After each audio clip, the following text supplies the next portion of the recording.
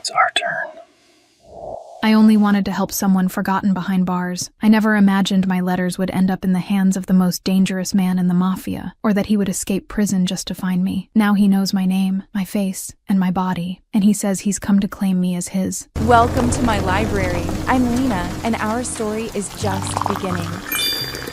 Chapter 1. Letters to the Wrong Monster. His last letter arrived 3 days before my life turned upside down. I should have noticed something was wrong when the handwriting changed. Firmer, more, free. But I was running late, as always, rushing down the wet sidewalk in my drenched coat and foggy glasses, trying to balance a stack of books that threatened to tumble at any second. Of course they tumbled, right in front of the library, right in front of Mrs. Cardoso, my boss, who stared at me from the doorway with that expression that clearly said, "Aurora Salvatierra, you're 24 years old and still haven't learned how to walk." "Sorry," I called out, crouching to collect the books from the puddle. Pride and Prejudice was soaked through. Jane Austen would forgive me, right? Mrs. Cardoso rolled her eyes and went back inside.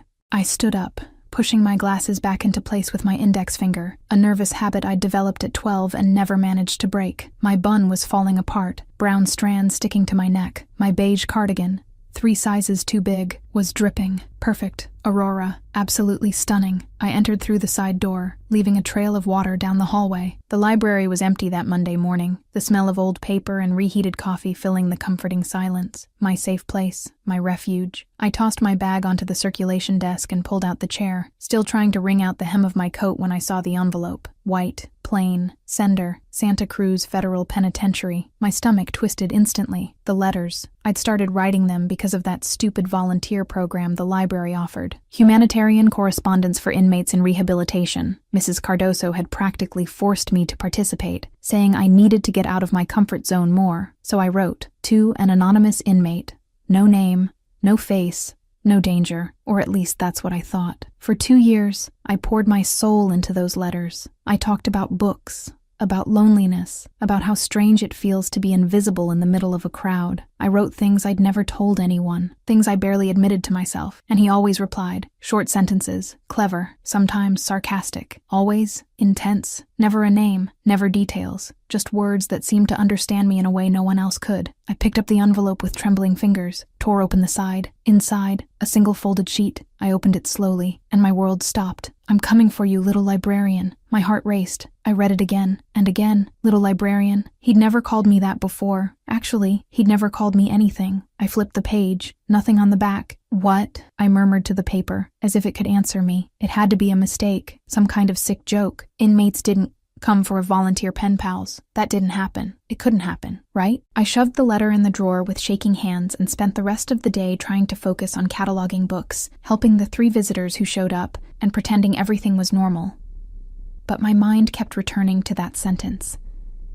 "I'm coming for you." At 6 p.m., the library closed. The rain had gotten worse. Thunder echoed outside, and the wind made the windows rattle.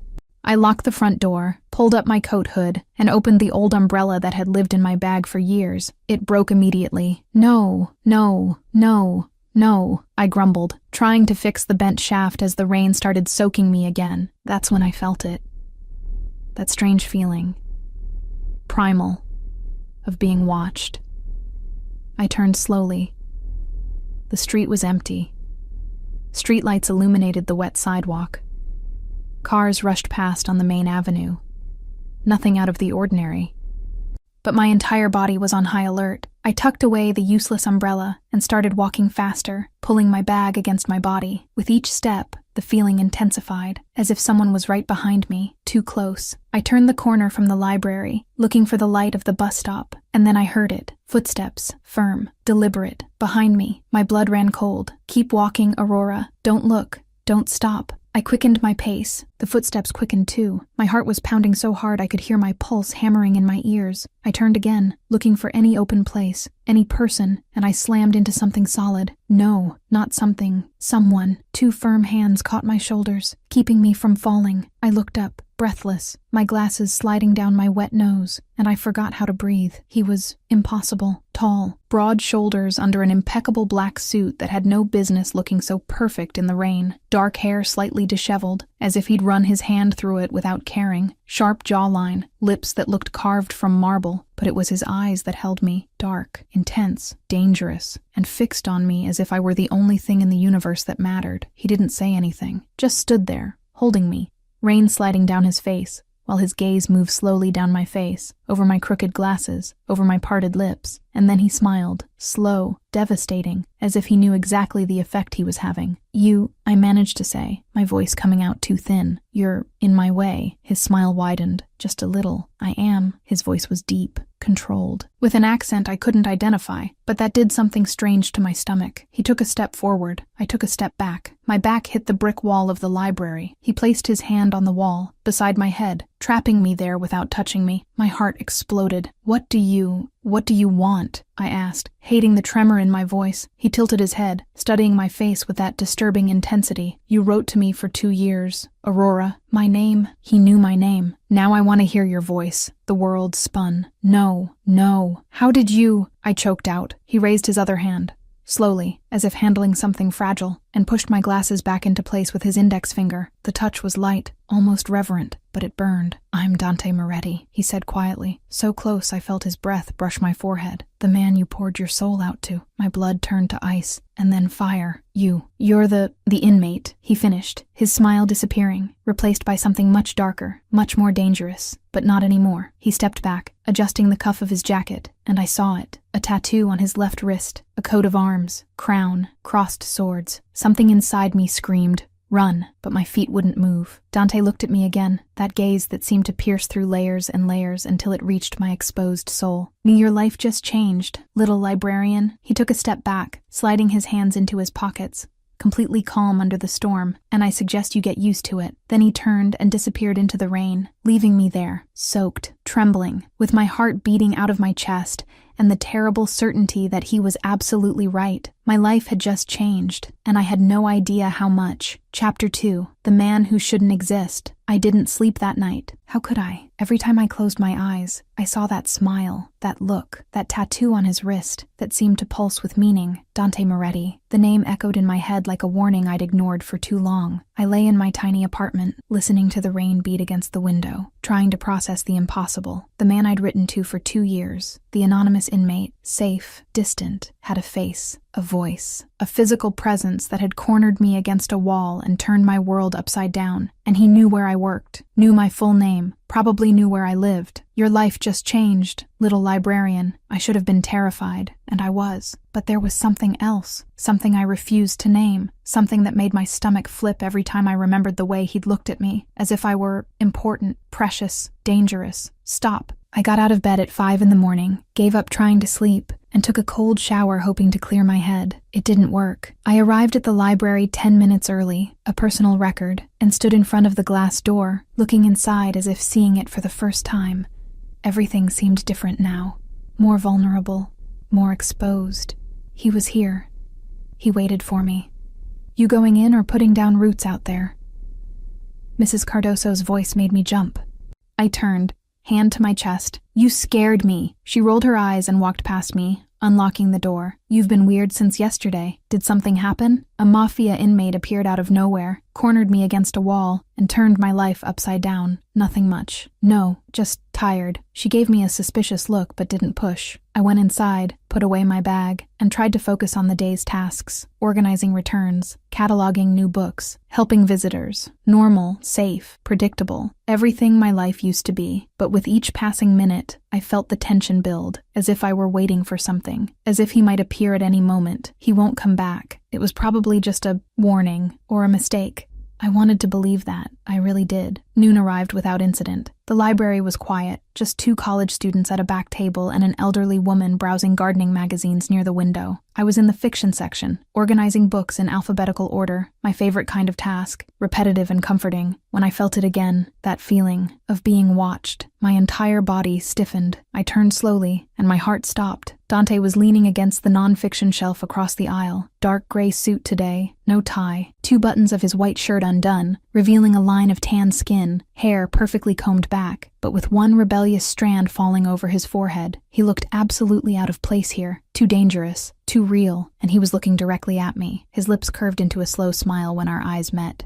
No, no, no, no. I turned my attention back to the books forcefully, pretending I hadn't seen him, heart racing. Ignore him. He'll leave if you ignore him. I heard footsteps, firm, deliberate, getting closer. I gripped Wuthering Heights so hard my knuckles turned white. Then I felt it, his heat, right behind me, so close I could smell his cologne. Something woody, masculine, too expensive to be in a public library at 2 in the afternoon. Are you ignoring me, Piccola? His deep, amused voice echoed too close to my ear. A shiver ran down my spine. I'm working, I replied, trying to sound firm, failed miserably. You working, he repeated, as if tasting the word. Interesting. I felt him lean closer, and his arm passed over my shoulder, grabbing a book from the shelf above my head. He didn't need to lean that far to reach it. He was trapping me on purpose. Pride and Prejudice. He read the title quietly, almost in my ear. Your favorite, if I remember correctly. You wrote about it in the 10th letter. I turned abruptly, and it was a mistake, because now we were face to face, inches apart. He still held the book above us, arm extended, trapping me between his body and the shelf, like last night. Only now I could see every detail, the perfect line of his jaw, the small scar above his left eyebrow, the dark eyes that seemed to read every thought I tried to hide. You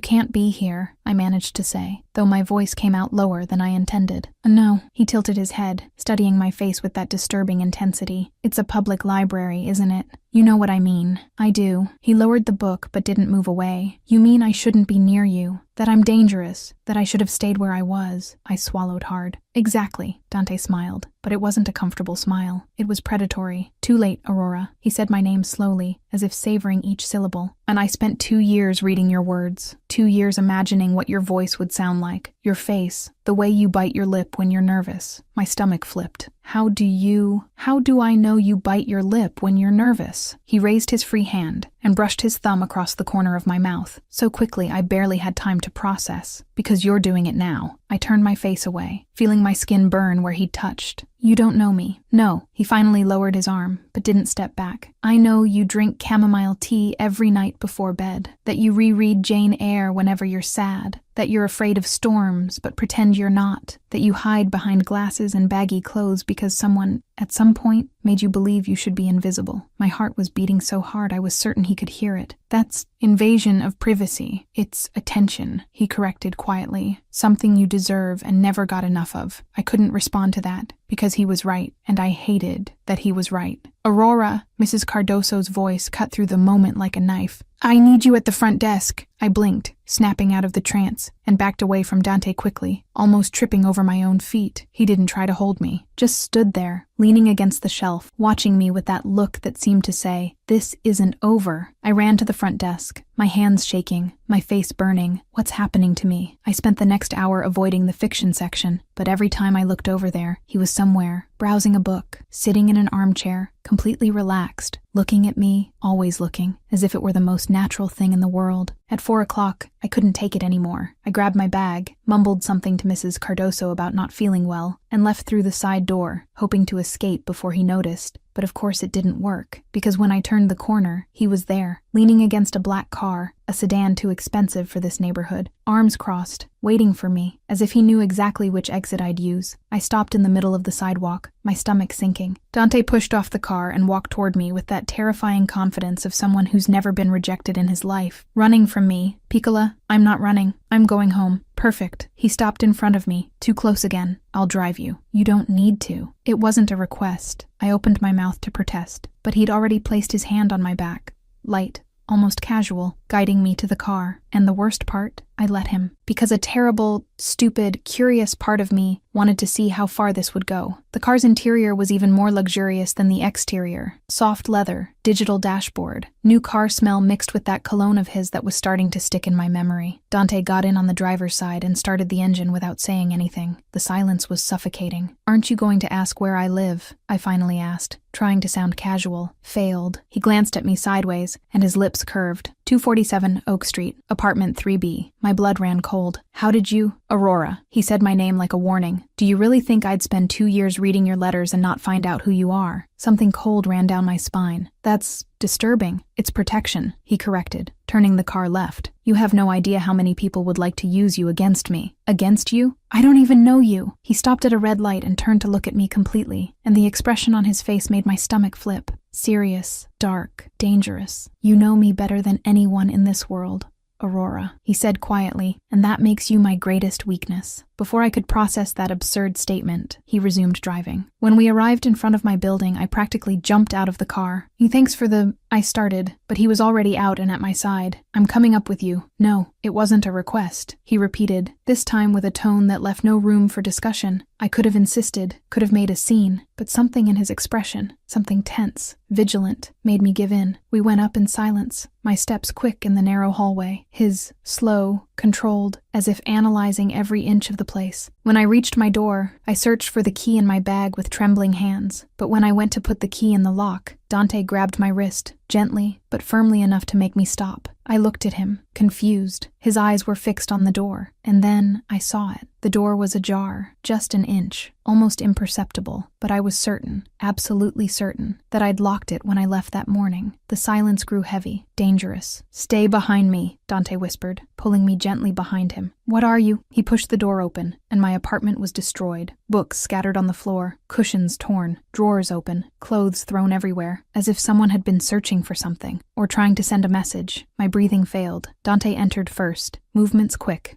precise, checking every corner as if he'd done this thousands of times. When he came back, his expression was dark. They're gone. Who? My voice came out shaky. Who did this? He didn't answer immediately, just stood there, looking at me, jaw tense, hands clenched into fists. And then he said, in a voice so low and dangerous, it made my entire body shiver. People who want to get to me. He took a step toward me, and now they know exactly how to do it. His eyes locked on mine, intense, possessive, determined. You're coming with me. Now. I'm not going anywhere with you. I don't even know who you really are. Dante took another step, and I backed up instinctively, my back hitting the hallway wall. He placed his hands on either side of my head, trapping me, but this time, there was nothing seductive about his posture. It was pure determination, pure dominance. You want to know who I am, Aurora? He asked quietly, dangerously close. I'm Dante Moretti, head of the Moretti Familia, the most lethal organization in Europe. My blood turned to ice. I've killed men,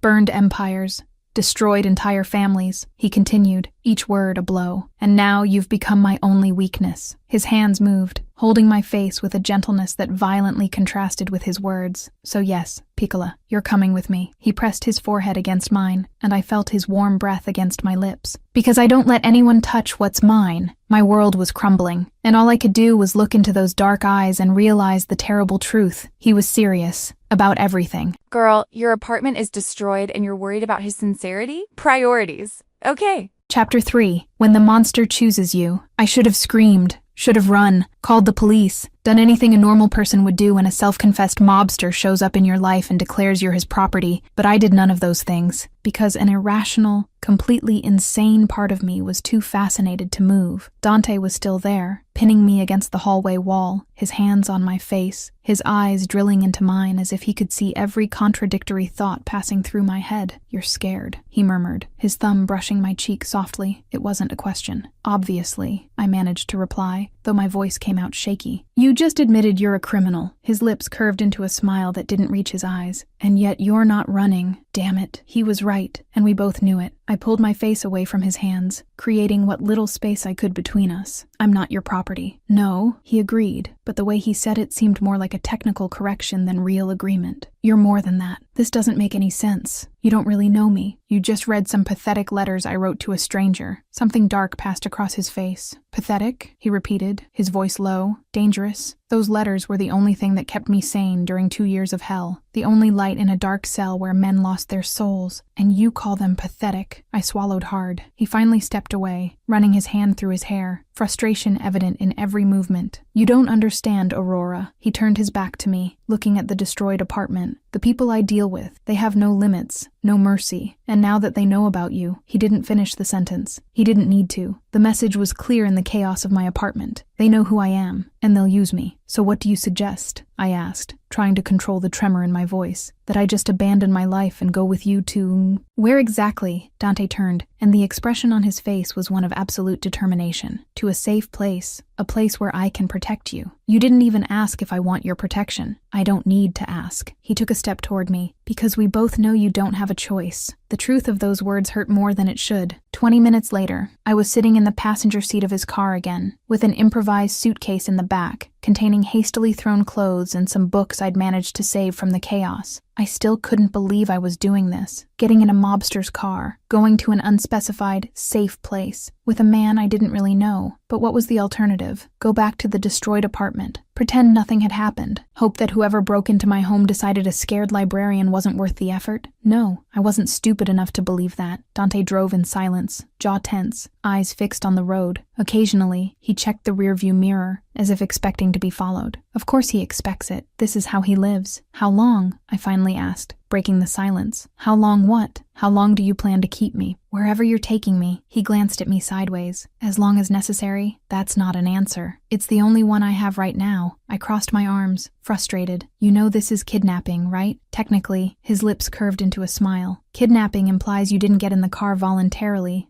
Piccola. Under duress. I didn't force you. You destroyed my sense of security. No, he corrected, his voice serious again. I revealed that you never had security to begin with. I had no answer for that. Because, again, he was right, and I hated it. Half an hour later, we entered a neighborhood I didn't know. Tree-lined streets, huge houses behind high walls, the kind of place where ordinary people like me didn't set foot. Dante stopped in front of an iron gate with an ornate crest, the same one tattooed on his wrist. The gate opened automatically. My stomach sank. Now where are we? My home, he answered simply, driving through the long driveway leading to a 3-story mansion. Of course he lives in a mansion. The car stopped in front of the main entrance, and 2 men in suits immediately appeared, opening the doors. Buonasera, capo. One of them greeted Dante with a respectful nod. Dante responded in Italian, too fast for me to understand, and then got out of the car, coming around to open my door before I could do it myself. I looked at his extended hand. Last chance to run, Aurora, but instead, I placed my hand in his and let him help me out. The interior of the house was surreal. Marble floors, crystal chandeliers, artwork that looked like it belonged in museums decorating the walls. It was beautiful, elegant, intimidating, and completely outside my reality. Vincenzo will take your things to the bedroom, Dante said, guiding me down the hallway with his hand on my back. You must be tired. You think? I replied sarcastically, my nerves finally turning into irritation. After all, my home was invaded. I was coerced into leaving it, and now I'm in a mobster's mansion. Normal Tuesday. He stopped, turning to look at me with an amused expression. Tuesday? Today's Wednesday. Whatever. Dante smiled, a real smile this time, and something in my chest tightened. No, don't let him do this. Don't let him be charming now. You're funny when you're nervous, he commented, pushing open a double door. I'm not funny. I'm sarcastic. There's a difference. I know. He led me into what appeared to be a luxurious office. It's one of the things I like most about you. I stopped in the middle of the room, crossing my arms. You can't just say things like that. Why not? Because you can't. He approached, that dangerous intensity returning to his eyes. Would you prefer I lie, Aurora? That I pretend I haven't spent 2 years waiting for this moment? My heart raced. What moment? This one. He stopped right in front of me, too close, as always. You, here, real, not just words on a page. His hand came up, removing my glasses slowly, carefully. I can finally see your eyes without anything blocking them, he murmured, folding the glasses and putting them in his jacket pocket. And they're even more beautiful than I imagined. I need those glasses to see, I protested weakly. Then stay close to me. His lips curved. Problem solved. Dear God, you're impossible. And you're perfect. I'm not. The office door burst open, and a man entered without ceremony. Tall, broad shoulders, scar on his face, severe expression, and clearly irritated. Dante, what the hell are you doing? He spoke in English with a heavy Italian accent, then saw me and stopped. Shit, is that her? Dante sighed, moving away from me reluctantly. Aurora, this is Marco, my consigliere, and apparently someone who forgot how to knock. Marco ignored the comment, his eyes analyzing me from top to bottom in a way that made me want to hide behind Dante. You brought her here, he practically growled. Have you lost your mind? Careful. Dante's voice changed completely, low, threatening, with what you say about her. Marco raised his hands in a gesture of surrender, but the irritation was still clear on his face. The Bratva know about her, Dante. They broke into her apartment as a warning, and you, instead of putting her in an anonymous safe house, bring her to your home. Exactly. Dante crossed his arms. Because now they'll know that if they touch her, there will be no place in the world where they can hide from me. The silence that followed was tense, charged, dangerous. You're declaring war, Marco said finally, voice low. No, Dante corrected, looking at me. And I'm declaring that she's under my protection. If they want war because of it, I'll give it to them. My stomach sank. Wait, I interrupted, my voice coming out higher than intended. War? You're talking about actual war? Marco shot me a look that clearly said, "Welcome to our world, Princess," but Dante just approached me again, holding my face gently. "No one's going to hurt you, Aurora," he promised, voice firm. "I swear." "How can you promise that?" I whispered, finally letting fear into my voice. "If dangerous people want to use me against you, how can you protect me?" Something fierce flashed in his eyes. "Because I'm more dangerous than all of them combined." And somehow, absurdly, I believed him. Hours later, I was in a guest room that was bigger than my entire apartment. King-size bed, private bathroom with a whirlpool tub, empty closet waiting to be filled. It was surreal. I'd showered, put on old comfortable pajamas, and was now sitting on the edge of the bed, trying to process everything. My life had completely changed in 24 hours. A soft knock on the door made me jump. "Come in," I called hesitantly. The door opened, and Dante entered with a tray, tea, toast, fruit. "You didn't have dinner," he said simply, placing the tray on the coffee table. I wasn't hungry. "You are now." It wasn't a question. He sat in the armchair across from the bed, and I noticed he'd removed his jacket. The shirt sleeves were rolled up to his elbows, revealing muscular forearms and more tattoos I hadn't seen before. "Don't look. Don't stare." "Why are you doing this?" I asked suddenly. "Doing what?" "This." I gestured vaguely. "Protecting me, bringing me to your home, risking a war because of me. You barely know me." Dante was silent for a long moment, just looking at me with that intensity that made my stomach flip. Then he stood up, came to the bed, and knelt in front of me. My eyes widened. "What are you?" He took my hands, intertwining our fingers, and the action was so intimate, so unexpected, that I forgot how to breathe. "You saved me, Aurora," he said quietly, his eyes fixed on mine. "When I was at my worst, when I was losing my humanity, your letters reminded me that there was still kindness in the world, that there was still light." His voice grew rougher. "You gave me hope when I had no right to it. You gave me laughter when all I felt was rage. You made me want to be better, even knowing I'd never be good enough for you." My heart was beating so hard I was certain he could hear it. "So yes, Piccola," he squeezed my hands. "I'll protect you. I'll burn the entire world if necessary, because you're the only thing in this life worth saving." Tears burned in my eyes. "Don't cry. Don't cry in front of him." "I'm not special," I whispered. "I'm just a librarian who writes letters." Dante released one of my hands to brush a strand of hair from my face. "You're everything, Aurora," he murmured. "And it's time you started believing that." Then he stood up, kissed my forehead gently, a gesture so tender it made my chest ache, and left, leaving me there, alone, with my heart racing and the terrible certainty that I was falling for a man who could destroy me. Chapter 4. When Danger Wears a Suit. I woke up to the smell of coffee, not that watered-down, reheated library coffee. Real coffee. Rich, aromatic, the kind that probably cost more than my monthly rent. I opened my eyes slowly, disoriented for a second, until I remembered where I was. The mansion. Dante, this is all real. Morning light filtered through the heavy curtains, illuminating the luxurious bedroom that still felt like it belonged to another reality. I grabbed my glasses from the nightstand. Dante had returned them at some point during the night, leaving them there like a silent apology. I put my cardigan over my pajamas and left the room barefoot, following the smell of coffee like it was a beacon. The mansion was silent. My feet sank into the soft carpet as I descended the wide staircase, trying not to think about how many times I daydreamed about places like this when reading period romances. Except in romances, the hero wasn't literally a mobster. I followed the sound of voices until I found what appeared to be a kitchen, though kitchen was a modest term for that enormous space with marble countertops, appliances that looked like they came from design magazines, and a central island where Dante was sitting, shirtless. Oh my God. He had a coffee cup in one hand, his phone in the other, speaking rapid Italian with someone on the phone. But what made my brain completely stall was his bare chest, defined muscles, tan skin, tattoos, so many tattoos, scattered across his torso, climbing up his shoulder, descending down his abdomen. "Stop staring. Stop. Now." As if sensing my gaze, he looked up. Our eyes met, and that slow, devastating smile spread across his face. He said something quick in Italian on the phone and hung up, placing the phone on the counter without looking away from me. "Buongiorno, Piccola." His voice, rough with sleep, did something strange to my stomach. "Sleep well?" I should respond. Say something intelligent, casual. Instead, I stood there like an idiot, trying not to look at his abdomen. Failed miserably. Dante's smile widened. "See something you like?" My face caught fire.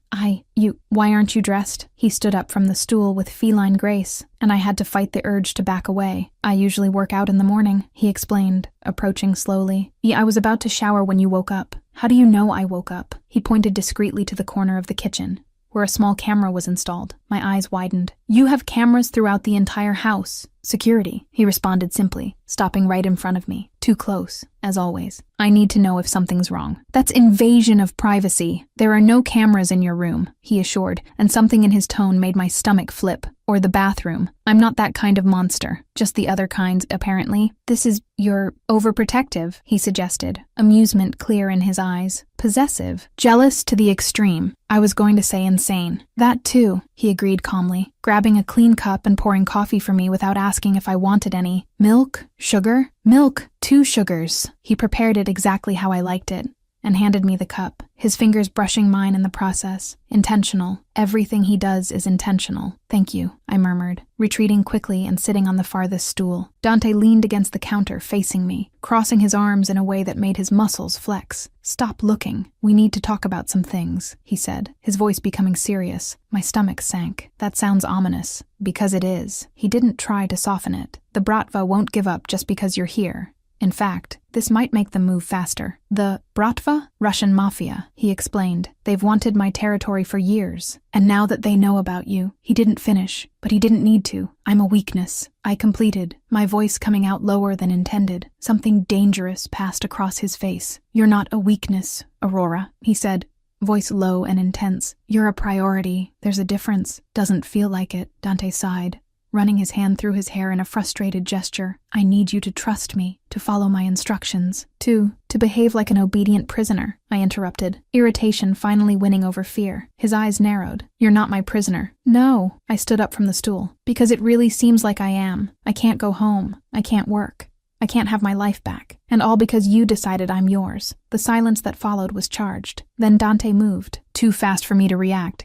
He was in front of me, hands on my shoulders, spinning me until my back gently hit the counter. You want your life back? He asked quietly, dangerously close. That life where you hid behind baggy clothes and glasses, where you made yourself invisible because you were afraid of being seen, where you slept alone every night wishing someone, anyone, would really see you. Each word was a direct hit. I see you, Aurora, he continued, voice rough. Every part of you that you try to hide, and I'm not going to apologize for wanting to keep you safe while the world out there wants to use you to destroy me. My heart was beating out of control. You don't know me as well as you think. No, his eyes dropped to my lips. Then prove me wrong. For a second, a crazy, reckless second, I wanted to close the distance between us. Wanted to feel those lips that had been teasing me since I met him. Wanted to stop thinking and just feel. But before I could do that insane thing, the kitchen door opened. Marco entered, stopped when he saw us, and rolled his eyes. Seriously, in the kitchen. Dante moved away from me reluctantly, but not before sliding his thumb across my wrist in a quick caress that made my skin tingle. What do you want, Marco? He asked, irritation clear in his voice. We have a problem. Marco tossed a tablet on the counter. The Bratva made a move. Dante grabbed the tablet, his eyes scanning the content quickly, and I saw it. The change in his face, his jaw tensing, his eyes becoming cold, lethal, the monster behind the charm. When? He asked, voice too controlled. Last night, they hit 3 of our distribution points. 5 men dead. My stomach turned. Dead, he said, dead. And the message? Dante continued, as if discussing the weather. Marco shot me a meaningful look. She doesn't need to hear this. She stays, Dante said firmly. It's part of her life now. No, it's not. I didn't sign up for this. Marco sighed and then said, they left a message. Said they'll keep going until you hand over the little librarian. And if you don't hand her over, he stopped, hesitant. Speak, Dante ordered. They'll take her anyway. And make sure you find her in pieces. The silence that followed was deafening. Then Dante threw the tablet on the counter so hard I jumped. Call the capos, he said, voice low and deadly. All of them. Now. Dante. Now. Marco nodded and left quickly. Dante stood with his back to me, hands resting on the counter, the muscles in his back tense. I should stay quiet, should let him process. But instead, I heard my own voice. You should hand me over. He went completely still. Completely still. What? His voice was so low I barely heard it. If I'm the problem, if people are dying because of me, you should. Dante turned so fast I didn't even see him move. 1 second he was at the counter. The next, he was in front of me, pinning me against the wall. Hands on either side of my head, face inches from mine, and the fury in his eyes was terrifying. Or never, he growled. You never suggest something like that again. Understood, but people are dying. And they'll keep dying, he interrupted, voice echoing in the kitchen. Because that's how this world works, Aurora. People die. Wars happen. And I'm not going to sacrifice you to appease men who were already looking for an excuse to attack me. Tears burned in my eyes.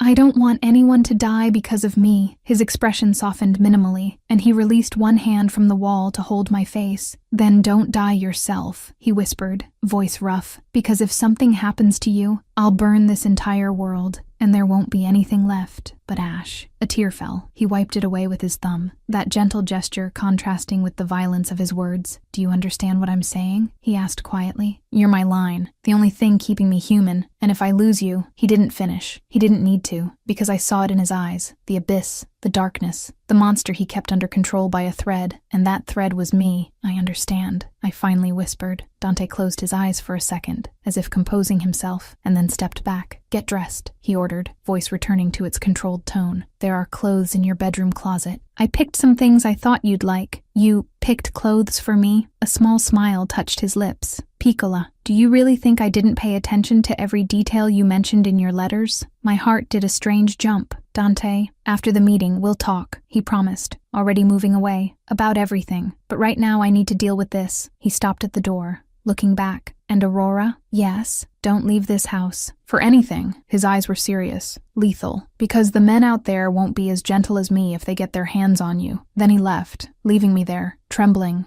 scared, and completely, irrevocably trapped in a world where danger wore a suit and called me his. Chapter 5. When the world burns. The clothes. From Don't Talk to Me to Don't Die on Me in 4 chapters. That's character development, baby.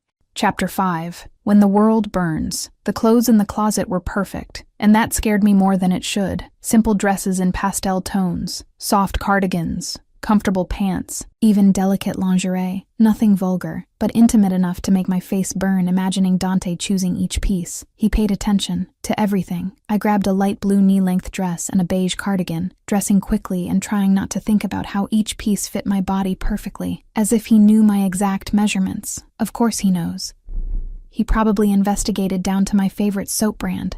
I pulled my hair into a loose bun, my standard, I don't know what to do, so I'll just put it up style, and put on my glasses. In the mirror, I saw the same Aurora as always, but something had changed. Maybe it was the way the dress accentuated curves I always hid, or how my eyes seemed bigger, more frightened, more alive. You're not the same person you were 2 days ago, and I didn't know if that was good or terrible. I descended the stairs slowly, hearing voices coming from somewhere in the mansion. Male voices, many of them, all speaking in low, urgent tones. I followed the sound to a heavy wooden door, slightly ajar. I should go back to my room, should hide like Dante had practically ordered. But instead, I approached the door and peeked. The room was huge, clearly a private office or meeting room. Long mahogany table, leather chairs, maps spread across the surface, and men, at least 10 of them, all in suits, all with that tense posture of people who lived constantly on alert. Dante was at the head of the table, leaning on it with both hands, looking at a map with a somber expression. He'd put on a black shirt and dress pants, but the sleeves were rolled up, revealing his tattooed forearms. Stop noticing that, Aurora. The Bratva are testing our limits, Marco said, pointing to something on the map. 3 attacks in less than 24 hours. They want war, then let's give them war, a gray-haired man responded, voice loaded with anger. No, Dante interrupted, voice cold and controlled. War is what they want.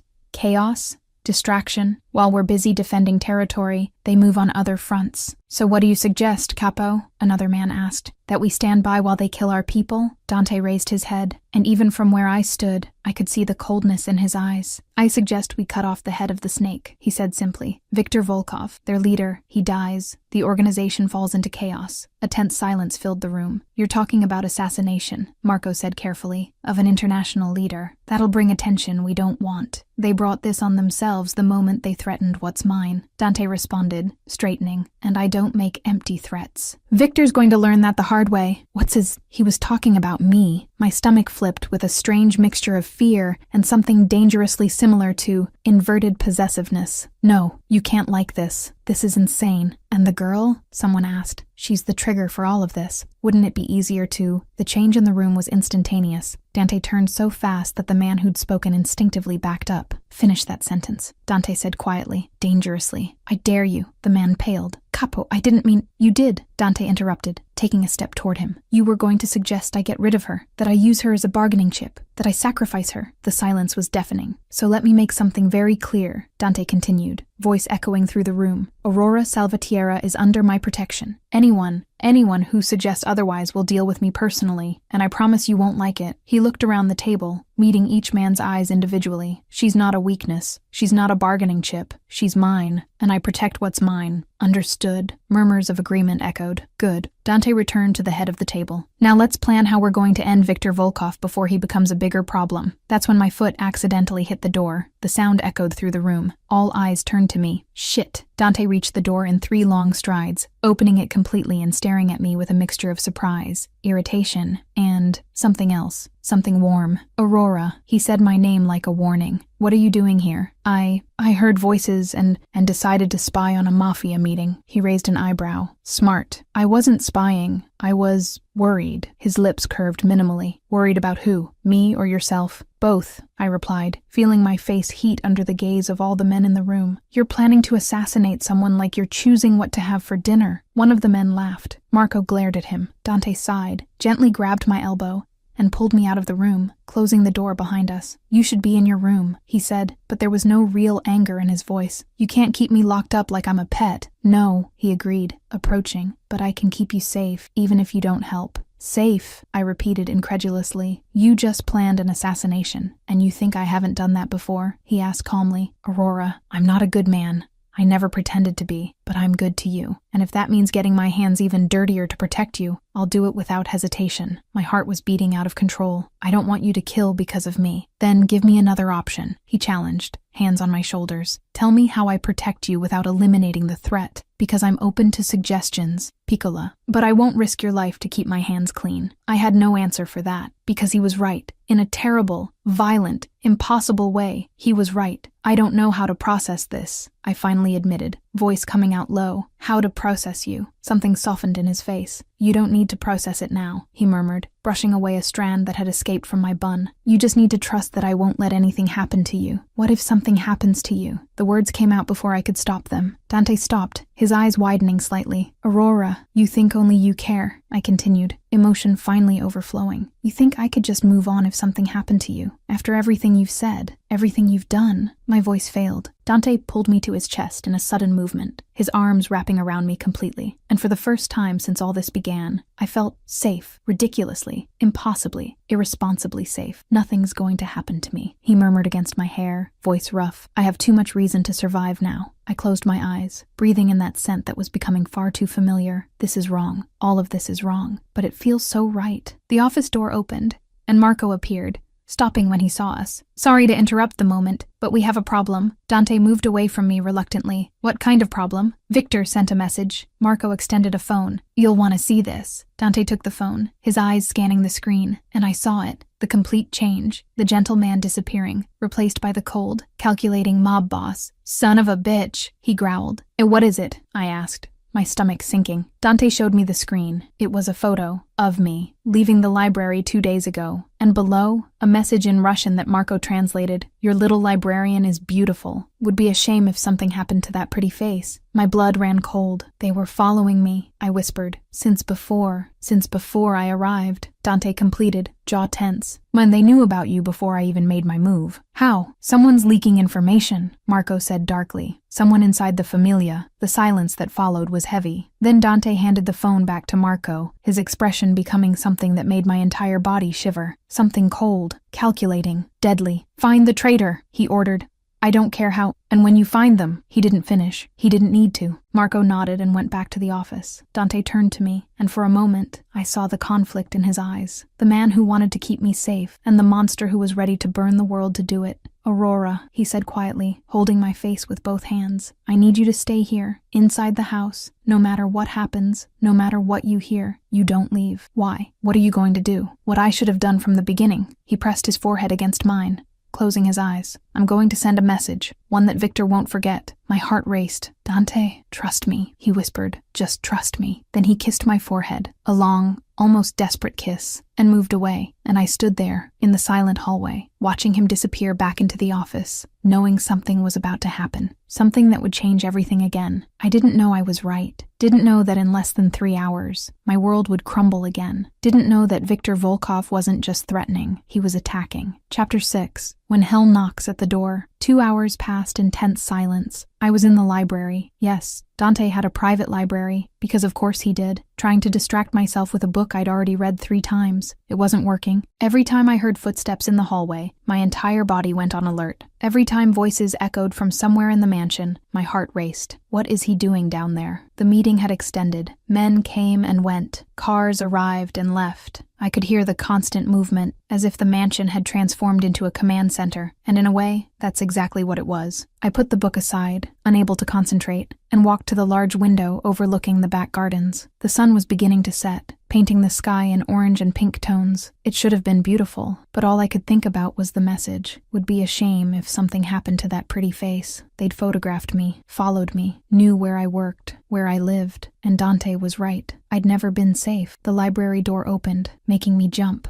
It was a woman I hadn't seen before. She must have been in her 50s, elegant, with dark hair pulled into a perfect bun and a discreet apron. "Sorry to startle you, signorina," she said with a soft Italian accent. "I'm Lucia, Signor Moretti's housekeeper." "Oh, hi," I replied, feeling strangely self-conscious. "Do you need to clean in here?" She smiled gently. "No, I came to let you know that dinner will be ready soon. Signor Moretti asked me to prepare something special for you." He asked for something special. My heart did that stupid jump again. "Is he okay?" I asked before I could stop myself. Lucia studied me with experienced eyes, and something like understanding passed across her face. "Signor Moretti always becomes intense when there are threats," she said carefully. "But he's a good man, signorina. Very good. Just complicated. That's a nice way of saying dangerous," she laughed softly. "All good men are dangerous when they're protecting what they love." My stomach flipped. Love? No, this isn't love. It's obsession, possessiveness, control, right? Before I could respond, a sound echoed through the mansion. Loud,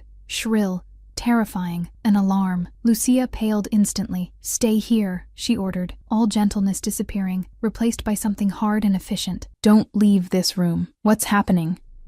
But she was already gone, running down the hallway. My heart raced.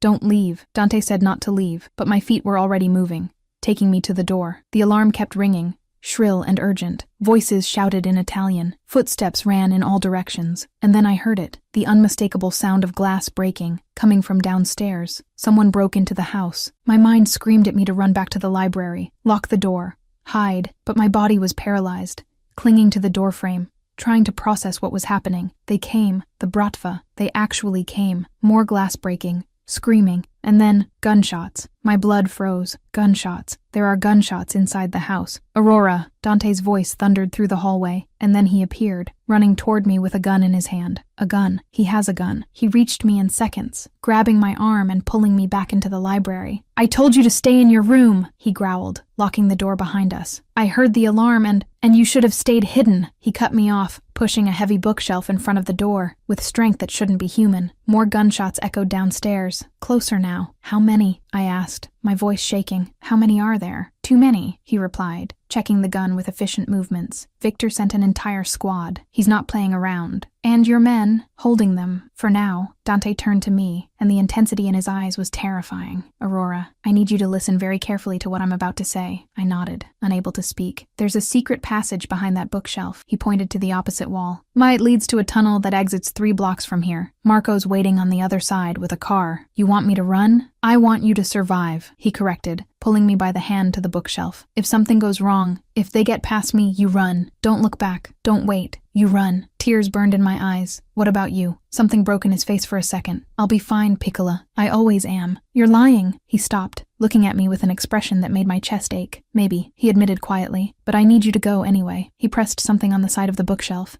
and it slid aside, revealing a dark passage. "Go. Now. Dante, go." But before I could move, the library door exploded. The bookshelf Dante had pushed fell to the side with a crash, and men, 4, 5, 6 of them, invaded the room, all armed, all looking directly at me. Dante positioned himself in front of me instantly, gun raised. Back off, he ordered, voice deadly. Now, one of the men, blonde hair, scar on his neck, sadistic smile, laughed. Or what? Moretti? You gonna shoot all of us before one of us gets your little whore? The change in Dante was instantaneous. He fired, twice. 2 men fell before the others could react. Chaos exploded. Dante pushed me behind the desk, covering my body with his as bullets flew through the room. Books exploded, glass shattered, wood splintered. And then I heard Dante grunt in pain. No, no, no, no, Dante. I'm fine, he growled, but I saw the blood staining his shirt, on his shoulder. I'm fine. But he wasn't, and there were too many of them. One of the men managed to flank, getting too close. Dante turned, fighting hand to hand, each movement brutal and efficient, but then I saw it. Another man, coming from behind, gun raised, aimed at Dante. No, I didn't think, just moved. I grabbed a heavy paperweight from the desk and threw it with all my strength, hit the man in the temple. He stumbled, the gun firing at the ceiling, and then Dante was there, finishing him. Silence fell, bodies on the floor, blood everywhere, gunpowder smoke in the air. Dante was breathing hard, holding his wounded shoulder, looking at me with an expression I couldn't decipher. You threw a paperweight at him, he asked, incredulous. He was going to shoot you. You could have been killed. And you think I was going to stand there watching you die? We were shouting at each other, adrenaline and terror and something more burning between us. And then Dante was in front of me, pulling me to his chest so hard I could barely breathe. You're impossible, he murmured against my hair, voice rough, completely impossible. You too, I replied, my hands gripping his shirt, feeling the warm blood staining my fingers. We need to go, he said, pulling away reluctantly. Now, before more come. He guided me to the secret passage, limping slightly. You're hurt. I'm alive, he corrected. That's what matters. We entered the dark tunnel, and Dante closed the passage behind us. Complete darkness enveloped us. I felt his hand find mine, intertwining our fingers. Stay close to me, he whispered, as if I'd be anywhere else. The tunnel seemed endless, damp, narrow, claustrophobic, but Dante's hand in mine was firm, constant, even wounded, even bleeding. He doesn't let go. Finally, I saw light, an exit.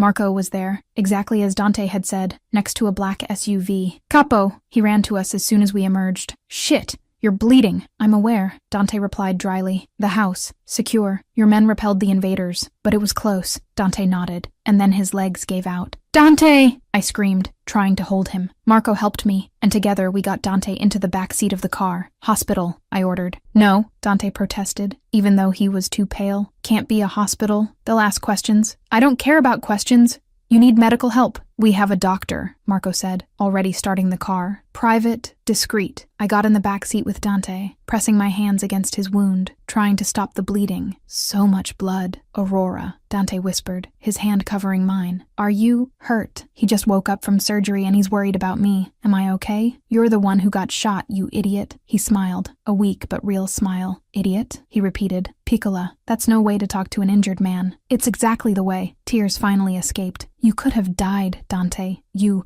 passed out in my lap and I thought, my voice failed. Dante raised his hand, the one from his good arm, and touched my face. Don't cry, he murmured. Please, don't cry for me. How can I not cry? You got shot protecting me, and I'd do it again, he said simply, 1,000 times, without hesitation. You're impossible. You already said that today. His eyes closed for a second, pain clear on his face. You need to rest. No, he squeezed my hand. I need to know you're safe, that they didn't hurt you. I'm here, in one piece, because you protected me. Then it was worth it, he whispered, pulling my hand to his lips and kissing my fingers stained with blood. His blood. Always will be. Something broke inside me. All the barriers, all the resistance, all the common sense crumbled. I was terrified, I admitted quietly. When you passed out, I couldn't breathe. Could only think you were going to die and I'd never have a chance to tell you. I stopped, realizing what I was about to confess. His eyes opened completely, all pain disappearing, replaced by something intense. Tell me what, Aurora? I bit my lip, fighting against the words. Say it, he ordered gently. Please, that this. I took a deep breath. That I don't know when it happened, but somehow you became too important, and the idea of losing you terrifies me more than it should. The silence that followed was charged. Then Dante pulled me, gently, carefully, until I was practically lying on top of him, my face inches from his. Dante, you're hurt. I don't care, he murmured, his free hand sliding to the back of my neck. I've waited so long to hear you say something like that. I didn't say anything major. You said everything, he corrected, his eyes roaming my face as if memorizing every detail. And now I need to tell you something. My heart was beating so hard he probably felt it against his chest. What? I love you, he said simply, without beating around the bush, without doubts. Since the first letter, since the first word you wrote. I know it's too fast, that it's insane, that you probably think I'm crazy. I kissed him, didn't think, just closed the distance and pressed my lips against his. For a second, he froze, then responded, with an intensity that stole my breath. His hand on my neck pulled me closer, deepening the kiss, tasting, exploring, as if I were air and he was suffocating. It was devastating, consuming, perfect. When we separated, because he groaned in pain,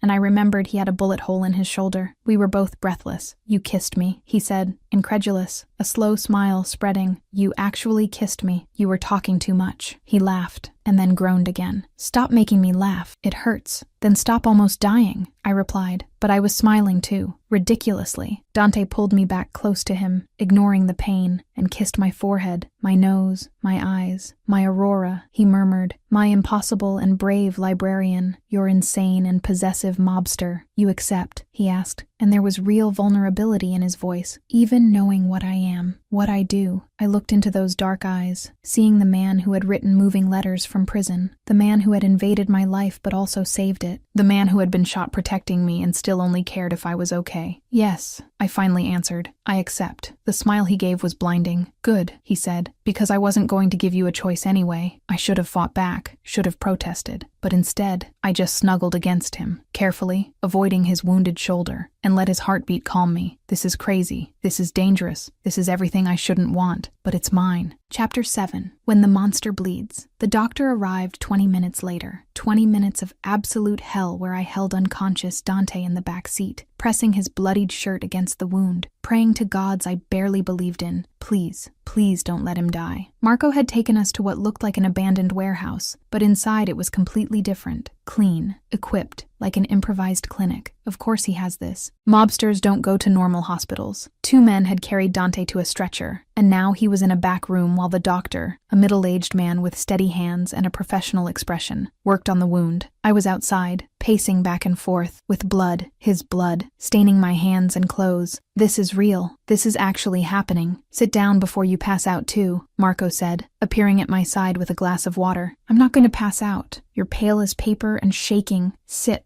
I wanted to argue, but my legs were too weak, so I let myself fall into a chair. Marco sat beside me, sighing heavily. He's going to be fine, he said, but it sounded more like he was trying to convince himself too. Dante's hard to kill. He's been through worse. Worse than getting shot. Much worse, Marco confirmed, looking at the closed door. You don't know even half of what he's been through, girl. I looked at him, surprised by the gentle tone. Why are you telling me this? He stared at me, something softening in his hard eyes. Because I've known Dante for 15 years. Saw him build this empire from nothing. Saw him become the most feared man in Europe. Marco paused, and never, never have I seen him look at anyone the way he looks at you. My heart raced.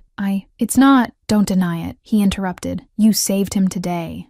Literally. That bastard was going to blow his head off and you threw a damn paperweight. Despite everything, a tiny smile touched my lips. It's what I had at the moment. Marco laughed. A genuine sound. Dante's going to marry you. You know that, right? What? He's not. We're not. That's ridiculous. It's Dante. Marco shrugged. When he decides something is his, there's no going back. And Piccola, you've been his since the first letter. Before I could process that, the door opened. The doctor came out, removing his gloves. I jumped from the chair immediately. Is he okay? Stable, the doctor confirmed. The bullet went clean through. Didn't hit anything vital. I cleaned it, sutured it. He'll need to rest for a few days, but he'll be fine. The relief was so intense my legs almost gave out again. Can I see him? The doctor hesitated, looking at Marco as if asking permission. Marco nodded. Go ahead. He'll want to see you as soon as he wakes up anyway. The room was small but clean, basic medical equipment on the sides, and in the center, a bed where Dante lay, shirtless, white bandages wrapping his shoulder and part of his chest. skin too pale under the tattoos, but alive. Thank God, alive. I pulled a chair close to the bed and sat, unable to look away from him. Even unconscious, he was magnetic, beautiful in a raw,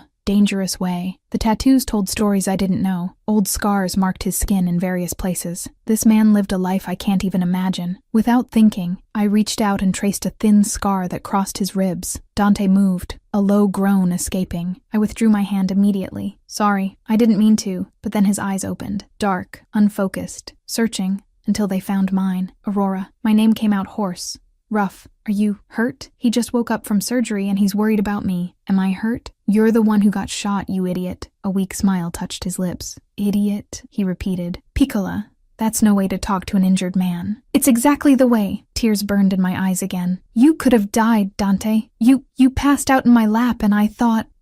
My voice failed. Dante raised his hand, the one from his good arm, and touched my face. Don't cry, he murmured. Please, don't cry for me. How can I not cry? You got shot protecting me, and I'd do it again, he said simply, 1,000 times. Without hesitation. You're impossible. You already said that today. His eyes closed for a second, pain clear on his face. You need to rest. No, he squeezed my hand. I need to know you're safe, that they didn't hurt you. I'm here, in one piece, because you protected me. Then it was worth it, he whispered, pulling my hand to his lips and kissing my fingers stained with blood. His blood always will be. Something broke inside me. All the barriers, all the resistance, all the common sense crumbled. I was terrified. I admitted quietly. When you passed out, I couldn't breathe, could only think you were going to die, and I'd never have a chance to tell you. I stopped, realizing what I was about to confess. His eyes opened completely, all pain disappearing, replaced by something intense. Tell me what, Aurora? I bit my lip, fighting against the words. Say it, he ordered gently. Please, that this, I took a deep breath, that I don't know when it happened, but somehow you became too important, and the idea of losing you terrifies me more than it should. The silence that followed was charged. Then Dante pulled me, gently, carefully, until I was practically lying on top of him, my face inches from his. Dante, you're hurt. I don't care, he murmured, his free hand sliding to the back of my neck. I have waited so long to hear you say something like that. I didn't say anything major. You said everything, he corrected, his eyes roaming my face as if memorizing every detail. And now I need to tell you something. My heart was beating so hard he probably felt it against his chest. What? I love you, he said simply, without beating around the bush, without doubts. Since the first letter, since the first word you wrote, I know it's too fast, that it's insane, that you probably think I'm crazy. I kissed him, didn't think, just closed the distance and pressed my lips against his. For a second, he froze, then responded, with an intensity that stole my breath. His hand on my neck pulled me closer, deepening the kiss, tasting, exploring, as if I were air and he was suffocating. It was devastating, consuming, perfect. When we separated, because he groaned in pain, and I remembered he had a bullet hole in his shoulder, we were both breathless. You kissed me, he said, incredulous, a slow smile spreading. You actually kissed me. You were talking too much. He laughed, and then groaned again. Stop making me laugh. It hurts. Then stop almost dying, I replied, but I was smiling too, ridiculously. Dante pulled me back close to him, ignoring the pain, and kissed my forehead, my nose, my eyes. My Aurora, he murmured, my impossible and brave librarian, your insane and possessive mobster. You accept, he asked, and there was real vulnerability in his voice. Even knowing what I am, what I do, I looked into those dark eyes, seeing the man who had written moving letters from prison, the man who had invaded my life but also saved it, the man who had been shot protecting me and still only cared if I was okay. Yes, I finally answered. I accept. The smile he gave was blinding. Good, he said, because I wasn't going to give you a choice anyway. I should have fought back, should have protested, but instead, I just snuggled against him, carefully, avoiding his wounded shoulder, and let his heartbeat calm me. This is crazy. This is dangerous. This is everything I shouldn't want, but it's mine. Hours later, when Dante finally slept again, medication and exhaustion winning, I was still there. Marco entered quietly, stopping when he saw us. You should rest too, he said quietly. I don't want to leave him. He's safe here. My best men are standing guard. I know. I looked at Dante's relaxed face, free from constant tension, but I still don't want to. Marco was silent for a moment. You're good for him, he finally said. I didn't think anyone could be, but you are. I don't know about that. I do. He crossed his arms. Dante built his empire on fear and power, but you make him want to be better, and that's more dangerous to our enemies than any weapon. Before I could respond, Marco's phone rang. He answered, his face becoming serious immediately. When? He asked, voice tense. Shit. Okay, stay alert. He hung up, staring at me. We have a problem. My stomach sank. What kind of problem? Viktor Volkov. He didn't take today's defeat well. Marco hesitated. He made a public statement. Put a price on your head. The world spun. A price? 2 million, Marco said gravely. For whoever delivers you alive to him. 2 million. On my head. I looked at Dante, still sleeping, recovering from a gunshot he took for me, and I realized the terrifying truth. This wasn't over, not even close. In fact, it was only Loved this story? Let's talk. Comment below with your favorite chapter, your theories about that cliffhanger. Whether you're Team Dante or Team Aurora needs therapy. Subscribe for more translated romance book content and my ongoing emotional breakdowns over fictional characters. Trust me, you don't want to miss what comes next, Lena. Chapter 8. When the price is your soul. 2 million. The number echoed in my head like a death sentence. I'd always known I had value. Books sold by weight. Hours worked for minimum wage. The modest amount in my bank account. But I never imagined my life would have a literal price tag, and that it would be so high. He can't do that, I said, knowing it sounded ridiculous. Just put a price on someone's head. Marco looked at me with something like pity. Piccola, in our world, that's a normal Tuesday. Don't call me that. I replied automatically. Only he can call me that. A tiny smile touched Marco's lips. You really fell hard, didn't you? I didn't answer, because he was right. I looked at Dante, still sleeping, his chest rising and falling in a constant rhythm that calmed me. He almost died today, because of me. And now there are 2 million reasons for people to try to take me. What happens now? I asked, trying to keep my voice steady. Now, Marco sighed heavily. Now every bounty hunter, mercenary, and third-rate criminal will be after you. Victor's smart. He knows he can't get you directly, so he's outsourcing the job.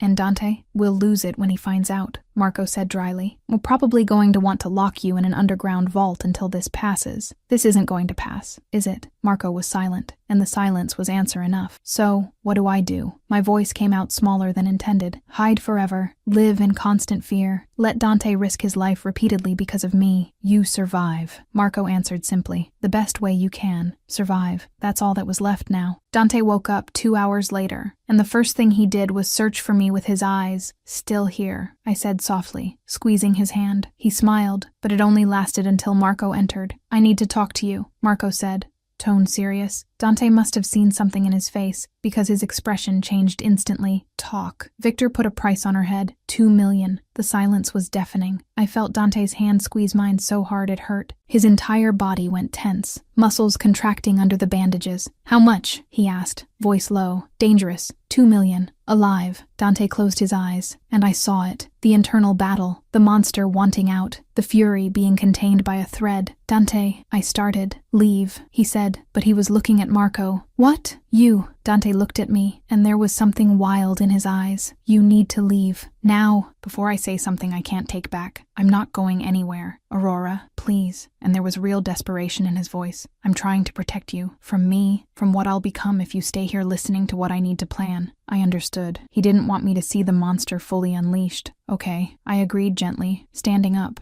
But before leaving, I leaned down and kissed his forehead. But later, we talk. No hiding anything. He pulled my face back, his eyes drilling into mine. I'm going to fix this, he promised. Victor will pay for every second you were afraid. I swear. I know. And strangely, I believed him. I left the room, but didn't go far. I stayed outside the door, where I could hear pieces of the conversation. I know I shouldn't eavesdrop, but I need to know what's happening. Dante's voice was low, controlled, but with a sharp edge that made my entire body shiver. How many men do we have available? 70, maybe 80 if we call the ones from Milan. Call them, all of them, pause, and contact Salvatore. Salvatore? Marco sounded shocked. Dante, the guy's unstable. Psychotic, and exactly the type of man I need for what I'm going to do. My stomach turned. What are you planning? Victor wants war. I'll give him war. Dante's voice was ice cold. I'm going to destroy every business, every alliance, every damn brick of his empire. And when there's nothing left, when he's on his knees begging, I'm going to do the only thing I should have done from the beginning. Silence. You're going to kill him. Personally, Dante confirmed. And slowly, very slowly, so that every second she spent afraid will be paid back with interest. I should have been terrified, should have been horrified by the coldness,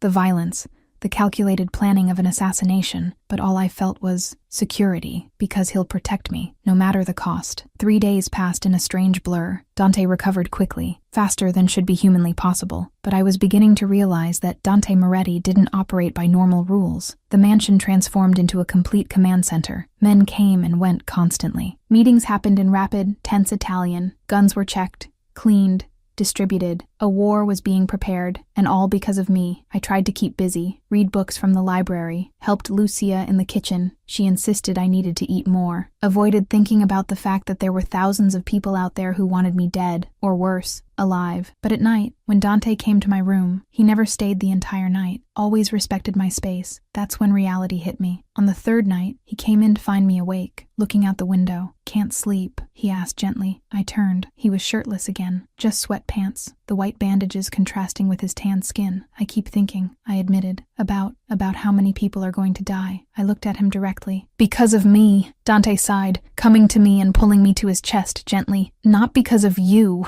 he corrected. "Because of greedy men who chose to use you as a weapon. There's a difference. Sounds like semantics. It's survival." He kissed my hair. "In my world, you don't survive by being kind, Aurora. You survive by being stronger, faster, more ruthless than your enemies. And are you? More ruthless." He pulled back, holding my face with both hands. "When it comes to you, there are no limits to how far I'll go. I should argue, should insist there was another way, but instead, I stood on my tiptoes and kissed him. He responded immediately, pulling me closer, the kiss becoming deeper, more intense. His hands slid down my waist, pulling me against him, and I felt every hard line of his body against mine. This is wrong. All of this is wrong. But it feels so right. When we separated, both breathless, Dante pressed his forehead against mine. "You destroy me," he murmured. "Completely. You too," I confessed. He smiled, and it was that smile, the real one, the rare one, that made my heart race. "Good," he said, "because I don't want to be destroyed alone." On the 4th day, everything changed. I was in the library when Marco burst through the door, face tense. "And where's Dante?" "In the office, I think." "Why?" He didn't answer, just ran out. "Something's wrong." I followed him, my heart accelerating. I found Dante in the office, surrounded by papers and maps, with Marco speaking rapidly in Italian. "English," Dante ordered when he saw me. "She understands when it matters." Marco sighed and switched to English. "We have intel. Victor's moving a large shipment tomorrow night. Guns, drugs, money, all together. Location? Dock 7, South Harbor." Dante's eyes narrowed. "It's a trap."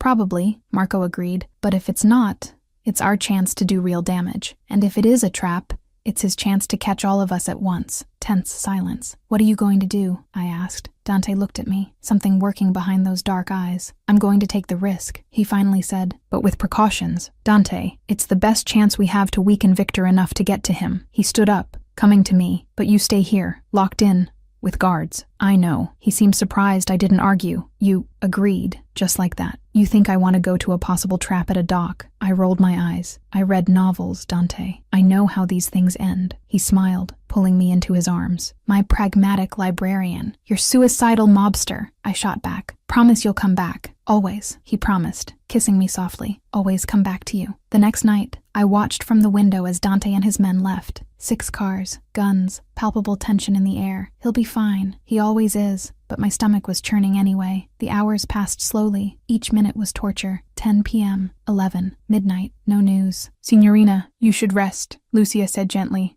bringing tea. "I can't. Not until he returns." She nodded, understanding, and stayed with me. 1 a.m. One of the guards' phones rang. I jumped, hopeful, but when I saw his expression change, from alert to panic, my blood froze. "What is it?" I demanded. "What happened?" He said something quick in Italian to another guard, then looked at me. "We need to leave. Now." "Why? Is Dante okay?" "We don't know." Communication was cut, and there were cars approaching the mansion. Many cars. My heart stopped. "Victor." "Yes." He was already pulling me. "He used the dock operation as a distraction. The real target was always you." "No, no, no. No, we need to warn Dante." "We're trying." He practically dragged me down the hallway. "But right now we need to get you out of here." Explosions echoed outside. The gate. They blew up the gate. Gunshots started. Glass breaking. Screaming. They're inside. And Dante was miles away, not knowing I was about to be taken, exactly as Victor had planned all along. Chapter 9. When hell catches up to you. Chaos. Pure and absolute chaos. Gunshots echoed through the mansion, glass shattering,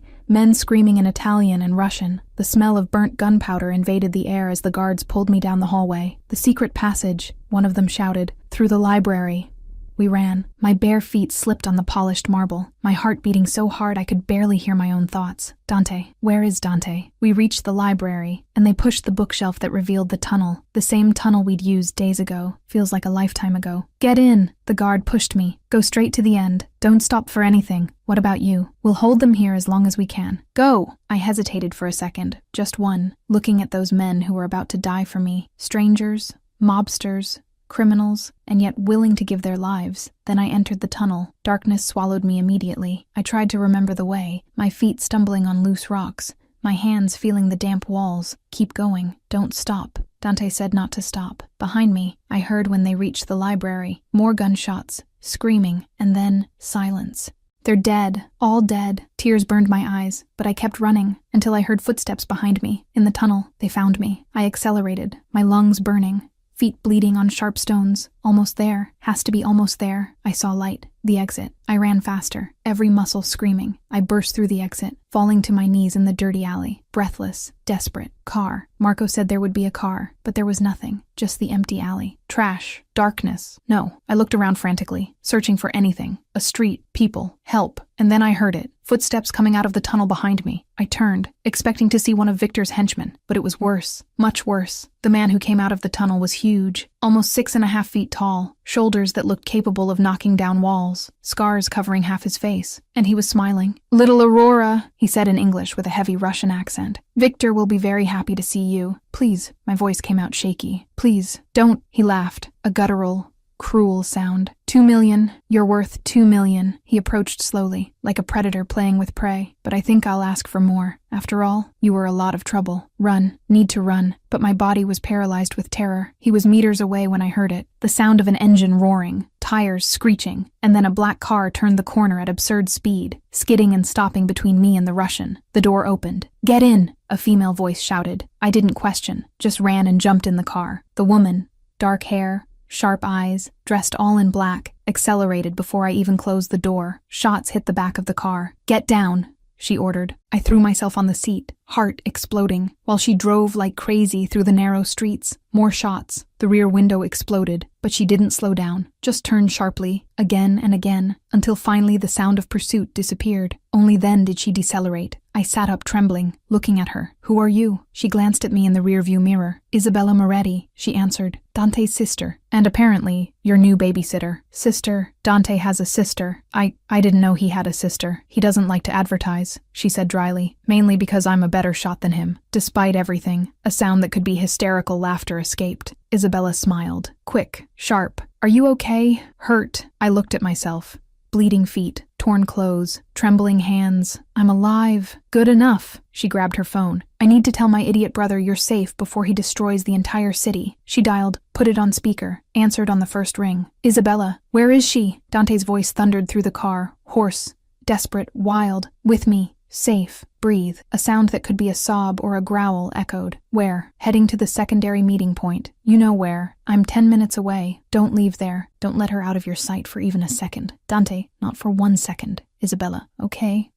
Shit." She hung up, looking at me in the rear view again. "Is he okay?" Sounds terrified. "Because he is." She turned onto a dark street. "I've never seen my brother like this, and I've known him for 32 years. I swallowed hard. "Isabella, the mansion, the guards." "I know," she said softly. "Marco already passed the casualties. 5 men. All good men. 5 lives. Because of me, Victor planned everything." Isabella continued, voice becoming hard. "The dock operation was bait. He knew Dante couldn't resist. And while our best men were there, he attacked the mansion." "How did you know?" "Because I didn't go to the dock." She parked in front of an abandoned building. "Dante can trust intel. I trust instinct. And my instinct said something was wrong." She got out of the car, coming to open my door. "Come on, we have maybe 5 minutes before Dante arrives, and I'd rather clean you up first. He's already unstable enough." The secondary meeting point was a safe house, small, Spartan, but clean. Isabella guided me to the bathroom, handing me towels and clean clothes. Wash off the blood, change clothes, and try not to panic when Dante arrives, because he's going to be impossible. Impossible how? She hesitated. You've seen him protective. You've seen him possessive. She looked at me directly. But you haven't seen him terrified. And a terrified Dante is intense. I nodded, still processing everything. Isabella was about to leave, but stopped at the door. Hey, Aurora. Yes, thank you. I blinked, confused. For what? For making my brother remember he still has a heart. She smiled sadly. I was starting to forget he had one. Then she left, leaving me alone. I washed quickly, shaking under the hot water, watching the blood, mine and who knows whose else.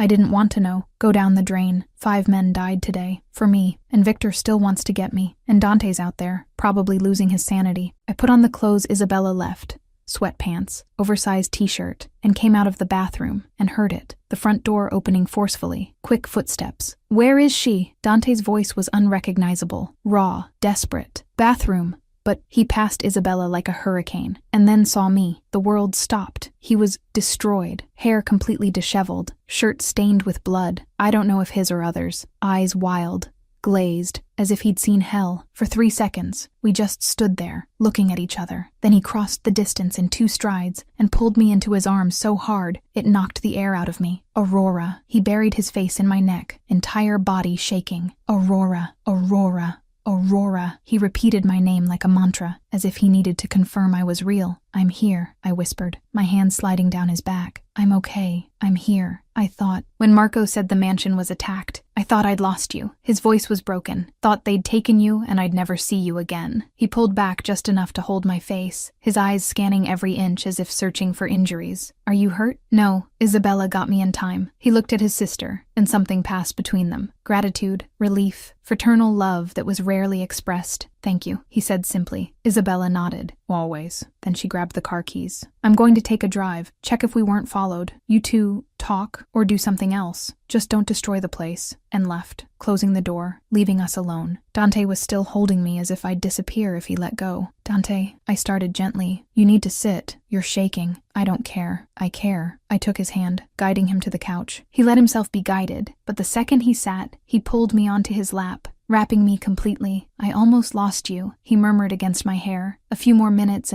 but you didn't. Isabella arrived. I'm here, because my sister is smarter than me, he said bitterly. I walked right into Victor's trap, like an idiot, and you almost paid the price. It wasn't your fault. It was. He pulled back, forcing me to look at him. I should have anticipated, should have left more men with you, should have. I kissed him, hard, desperate, trying to convey everything I couldn't put into words. He responded with equal intensity, his hands burying in my hair, pulling me impossibly closer. When we separated, both breathless, he pressed his forehead against mine. I can't live in a world where you don't exist, he confessed quietly, and I tried to imagine. On the way here, what I'd do if they'd taken you, and the answer terrified me. What answer? His eyes opened, and I saw the abyss there, that I'd burn everything, everyone, every person who breathed the same air as Victor. And in the end, when there was nothing left to destroy, I'd probably turn the gun on myself. Tears burned in my eyes. Don't say that. It's the truth. He held my face gently. You've become my reason for existing, Aurora, and that should terrify me, should make me pull back, push you away for your own safety. But, a sad smile touched his lips, but I'm too selfish. I need you too much. So instead of letting you go, I'm going to do the only thing I know how to do. What? His eyes became cold, determined, lethal. I'm going to kill Viktor Volkov, not as business, not as strategy. He slid a strand of my hair behind my ear. I'm going to kill him because he scared you, because he put a price on your head, because he made you run through a dark tunnel afraid. Dante, and when I'm done with him, he continued,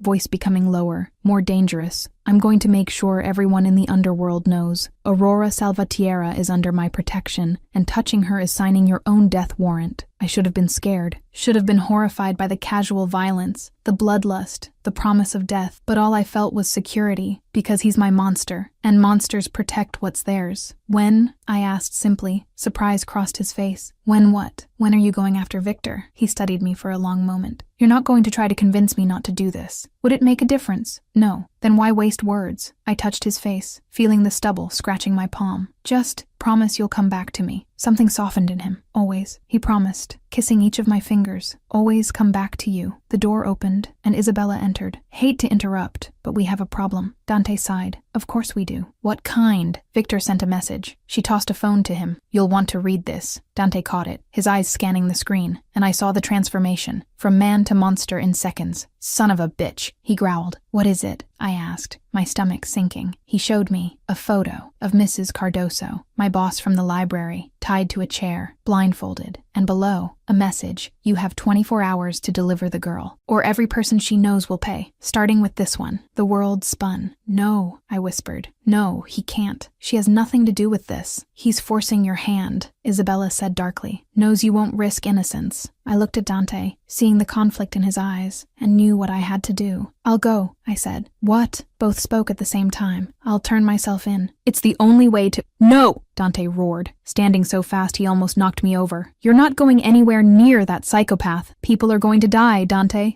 Innocent people who have nothing to do with your world. And you think I care? He was out of control now. You think I'd sacrifice you for strangers? They're not strangers to me. Mrs. Cardoso gave me a job when no one else would. She was kind to me when no one was. And you want to throw yourself into a death trap out of gratitude. I want to not live with innocent blood on my hands. We stared at each other, both breathing hard, the tension electric between us. Isabella cleared her throat. Or, she said carefully, we could use this. We both looked at her. Explain, Dante demanded. Isabella smiled. Slow, dangerous, deadly. Victor wants Aurora. He's so obsessed with getting her that he's getting careless.